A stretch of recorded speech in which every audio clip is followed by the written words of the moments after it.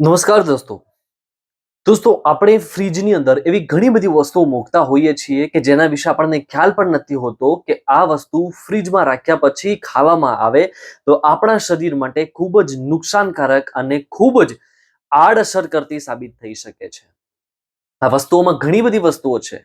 10 વસ્તુઓ કે જે સૌથી વધારે નુકસાન કરી શકે તમારા શરીરને જ્યારે તમે એ વસ્તુઓને ફ્રીજમાં રાખીને પછી તમે ખાવાનું રાખો તો. એ 10 વસ્તુઓ કઈ છે? ચાલો જાણીએ. આમાંની સૌથી પહેલી વસ્તુ છે એ છે ટામેટા. ટામેટાને ફ્રીજમાં રાખવાથી આપણા શરીરની અંદર ફ્રીજમાં રાખીને ખાવાથી આપણા શરીરની અંદર નુકસાન થાય છે, કારણ કે જ્યારે ટામેટાને તમે ફ્રીજમાં રાખો છો તો એની અંદર એવા તત્વો ઉત્પન્ન થાય, ઝેરીલા પ્રોસેસ થાય છે કે જે આપણા શરીરમાં જવાથી આપણા પેટને નુકસાન કરી શકે અથવા આપણી ડાયજેશન સિસ્ટમને ખરાબ કરી શકે છે.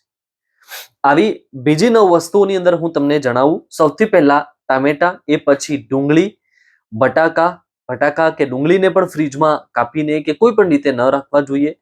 આ સિવાય મધને પણ ફ્રીજમાં ક્યારેય ન રાખવું જોઈએ. ફ્રીજની બહાર તમે મધને ગમે તેટલા વર્ષો રાખશો, એ મધ ક્યારેય પણ ખરાબ નહીં થાય. આ સિવાય બ્રેડને પણ ક્યારેય ફ્રીજમાં ન રાખવી જોઈએ. એક ફ્રૂટ છે કે જે આફ્રિકન ઓરિજિન છે, એ છે એવાકોડા.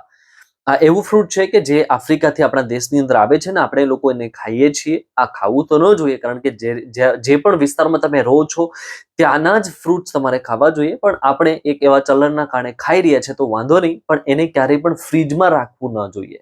આમ તો કોઈ પણ પ્રકારના ફ્રૂટ્સને ફ્રીજમાં રાખીને પછી એનું સેવન કરવામાં આવે તો એની અંદર રહેલી ઘણી બધી વસ્તુઓ, તત્વો, વિટામિન્સ ઓછા થઈ જાય અને એ આપણા શરીરને ઉલટાનું નુકસાન કરે.